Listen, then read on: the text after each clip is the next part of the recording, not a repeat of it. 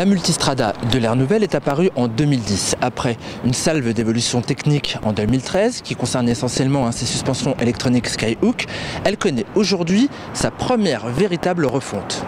Au registre des évolutions, un design plus généreux sur la Multistrada, censé apporter plus de protection aux pilotes, mais c'est pas là le plus important. On va noter tout d'abord l'apparition d'un nouveau cerveau électronique sur l'hypertrail routier, dénommé IMU, à capteur inertiel qui va gérer le traction control, l'ABS, mais également l'anti-wheeling.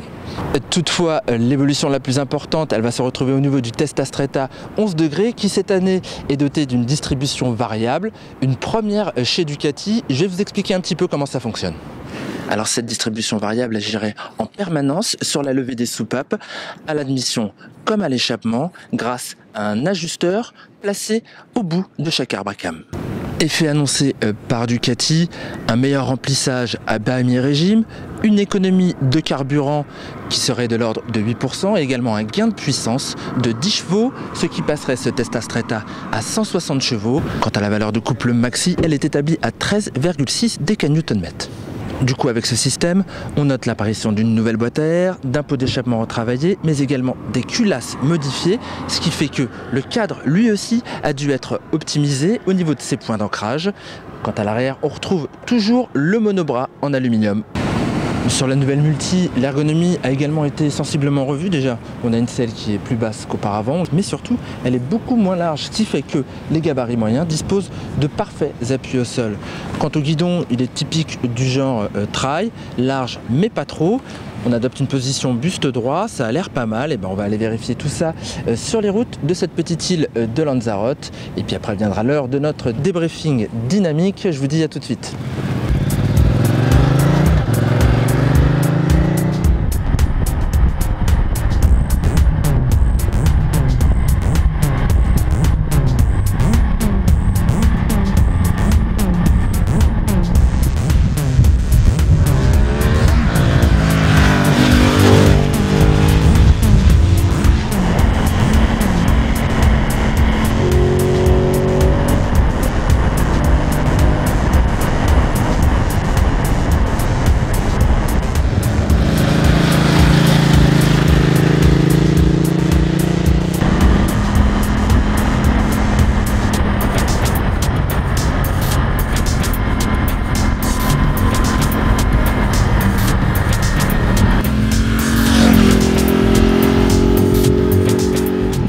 Bon, fin de journée, premier bilan, on a ressenti beaucoup de confort au guidon de cette nouvelle Multistrada. Les nouveaux repose-pieds ne génèrent aucune vibration, pas de vibration non plus au niveau des mains, c'est bien fait. La position buste droit aussi préserve pas mal le confort, on est bien installé. Cela dit, il faut quand même enfourcher la partie arrière qui est assez haute. Une protection qui s'est améliorée sur les côtés. On a les jambes bien protégées, les pieds bien protégés également. En revanche, elle est encore perfectible au niveau des bras et du haut du corps. Sur la tête, moi j'ai beaucoup ressenti de remous, même avec la position bulle haute. Sur la version standard, aux suspensions classiques, on ressent beaucoup de confort puisque les settings sont quand même assez soft. Toutefois quand même on ressent beaucoup aussi l'effet cheval à bascule. Du coup sur des freinages un petit peu forts, l'avant a tendance à se tasser, et puis en réaccélérant on déleste aussi un petit peu l'avant, ce qui allège la direction, ce qui est pas terrible.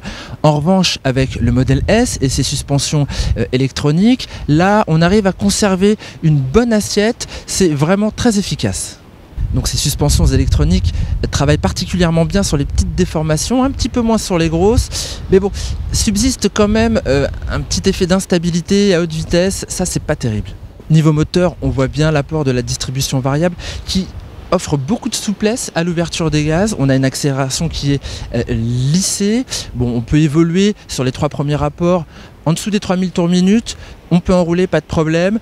On a beaucoup de punch au niveau du 4e et du 5e rapport.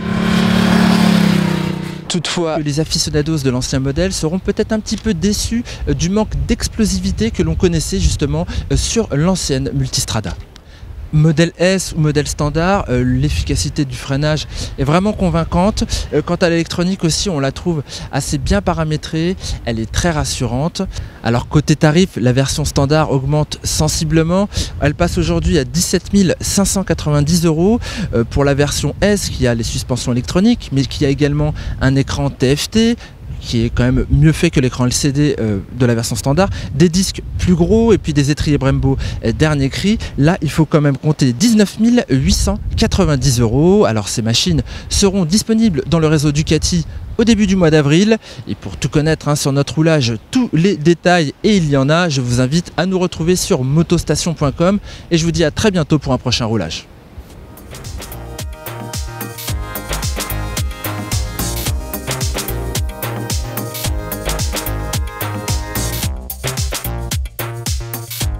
Sorry.